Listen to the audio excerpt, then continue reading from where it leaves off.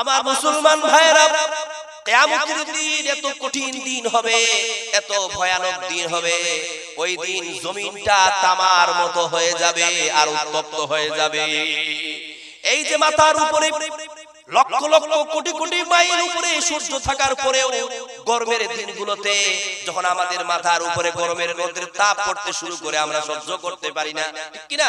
কিন্তু আমার মুসলমান ভাইরা, কেন ইমাজিন, একটু কল্পনা করুন, ওই সূর্যটা কিয়ামতের দিন এত উপরে থাকবে না, বরং ওই সূর্যটা মানুষের মাথার 1 মাইল অথবা আধা হাত উপরে চলে আসবে। 1 মাইল মানে বুঝতে পারলেন?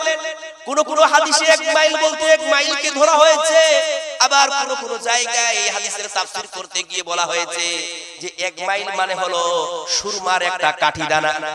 সুরমা যে আমরা চোখে লাগাই, সুরমা যে দানিতে একটা কাঠি থাকে, ওই কাঠিটাকে মিল বলা হয়েছে।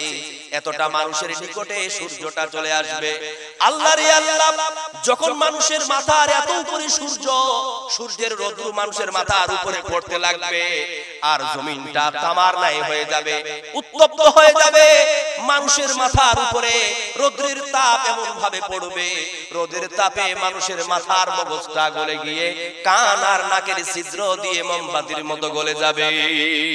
শুধু তাই নয়, মানুষ যে জমিনে দাঁড়িয়ে থাকবে, মানুষের পা গুলো জমিনের উপরে দাঁড়িয়ে থাকার কারণে পা গুলো ফসা পড়ে যাবে। ওই দিন এত কষ্ট হবে, এত যন্ত্রণার দিন হবে, এত বেদনাদায়ক দিন হবে। ওই দিন মানুষ এতটাই ঘেমে যাবে যে সে তার নিজের ঘামে হাবুডুবু খেতে থাকবে। কেউ কক পর্যন্ত ডুবে যাবে, কেউ বুক পর্যন্ত ডুবে যাবে, কেউ হাঁটু পর্যন্ত ডুবে যাবে, কেউ সর্বটাই ডুবে যাবে। আল্লাহর কাছে ত্রাহি ত্রাহি করে বলবে, নাফসি নাফসি করে বলবে, আল্লাহ তোমার ওই সূর্যের তাপ আর সহ্য করতে পারি না। ইয়া ইলাহাল আলামিন, সূর্যের তাপে আমাদের কলিজাটা ফেটে যাচ্ছে, আল্লাহ আমার গলা শুকিয়ে গেছে, আল্লাহ একটু পানি দাও। আল্লাহ পাক রব্বুল আলামিন ফেরেশতাদের মাধ্যম দিয়ে তখন নোংরা পচাযুক্ত গন্ধযুক্ত পানি তাদেরকে দেওয়া হবে। ওই পানিটা যখন তারা গিলবে, সঙ্গে সঙ্গে পান করার সাথে সাথে ওই পেটের নাড়ি ভুঁড়িগুলো পিছনের দরজা দিয়ে খসে পড়বে। ওই দিন মানুষ এত পাগল হয়ে যাবে, বেচैन হয়ে যাবে। সেই দিন মানুষেরা মনে মনে ভাববে, একে অপরে তারা পরামর্শ করে বলবে, যদি আমরা এই জায়গায় কোনো একজন ব্যক্তিকে পেতাম, যেই ব্যক্তির মাধ্যম দিয়ে আমরা সুপারিশ করিয়ে নিতে পারতাম, তাহলে আল্লাহ হয়তো আমাদের জায়গাটাকে একটু ভালো মানের জায়গা করে দিত, একটু নিরাপদ জায়গায় আমরা যেতে পারতাম, একটু শান্তির জায়গায় আমরা যেতে পারতাম। এই আশা নিয়ে সকল মানুষেরা চলে যাবে আদম আলাইহিস সালামের কাছে। আদম আলাইহিস সালামের কাছে গিয়ে বলবে, আদম আপনি তো হচ্ছেন এই পৃথিবীর প্রথম মানব, এই পৃথিবীর প্রথম নবী, আপনি আমাদের পিতা, আপনি আমাদের জন্য দোয়া করে দিন যাতে করে আল্লাহ পাক রব্বুল আলামিন আমাদেরকে এই বিপদ থেকে সরিয়ে দেন। আদম তখন বলবে, ও আমার সন্তানেরা শুনবে, আমি তোমাদের জন্য সুপারিশ করতে পারবো না, কেননা আমি নিজেই তো আল্লাহর কাছে গুনাহগার, আমি তো নিজেই টেনশনে পড়ে আছি, আমি নিজেই নাফসি নাফসি করতেছি, আমি কোন মুখ নিয়ে তোমাদের জন্য আল্লাহর কাছে প্রার্থনা করব, আল্লাহর কাছে সুপারিশ করব?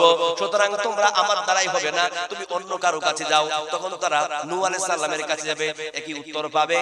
তারা ইব্রাহিম আলাইহিস সালামের কাছে যাবে, একই উত্তর পাবে। মুসা আলাইহিস সালামের কাছে যাবে, একই উত্তর পাবে। এইভাবে তারা সকল নবীর কাছে যাবে, একই উত্তর পাবে। কেউ তাদের জন্য সুপারিশ করতে রাজি হবে না।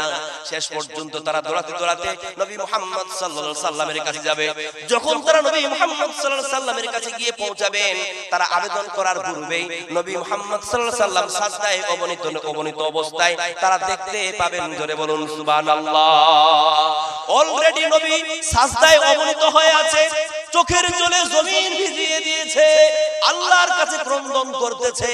আল্লাহর নবীর কান্নায় আকাশ জমিনে যত ফেরেশতা আছে সবাই ক্রন্দনরত। আল্লাহ আওয়াজ দিয়ে বলবেন, ইয়া মুহাম্মদ ইরফা রাশাক, হে মুহাম্মদ, হে আমার হাবিব, তুমি তোমার মাথাটাকে উত্তোলন করো। সালতু উতা, তুমি চাও তোমাকে দেওয়া হবে। ইশফা তুশফা, তুমি সুপারিশ করো, তোমার সুপারিশ কবুল করা হবে। তখন আল্লাহর নবী মাথাটাকে উত্তোলন করবেন, আল্লাহর কাছে কান্নাই ভেঙে পড়বে। আল্লাহকে বলবে, আল্লাহ আল্লাহ আমি আজ আমার জন্য তোমার দরবারে আসি নাই মাওলা, আমি আমার হতভাগা উম্মতের জন্য এসেছি।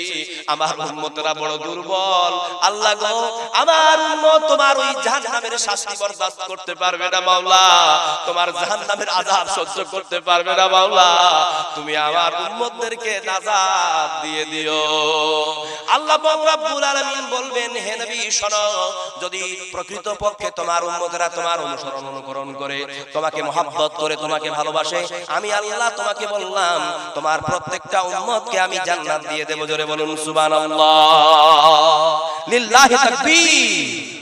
আমার মুসলমান ভাইরা, সুতরাং নবীকে যদি আমরা মহব্বত করি, নবীকে আমরা ভালোবাসি, তাহলে অবশ্যই আমরা